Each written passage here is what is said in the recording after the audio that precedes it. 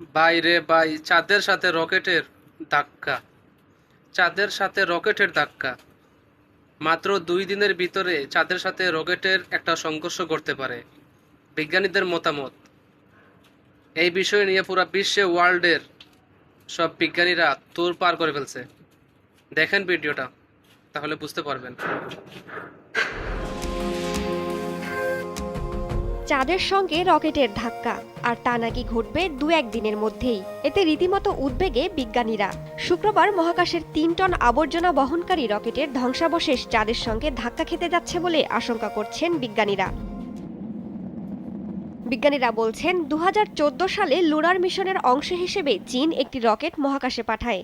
এটি সেই রকেটের ধ্বংসাবশেষ। তবে মহাকাশযানটি তাদের নয় বলে দাবি করেছে বেইজিং।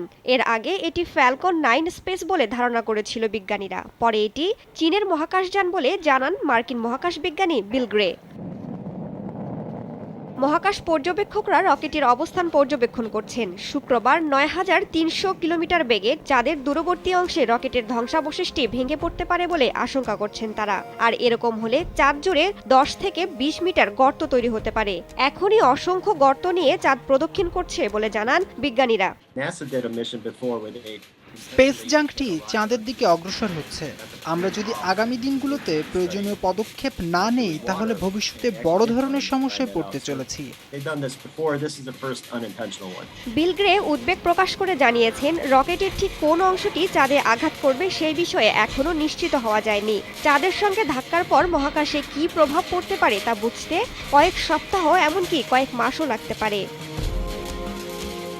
এর আগে জানুয়ারিতেই বিল গ্রে ওই মাসেই স্পেস জাঙ্ক চাঁদের খুব কাছাকাছি চলে এসেছে বলে জানান, কিন্তু পরে এটি কক্ষপথ পরিবর্তন করে। রাইসা জান্নাত, সময় সংবাদ।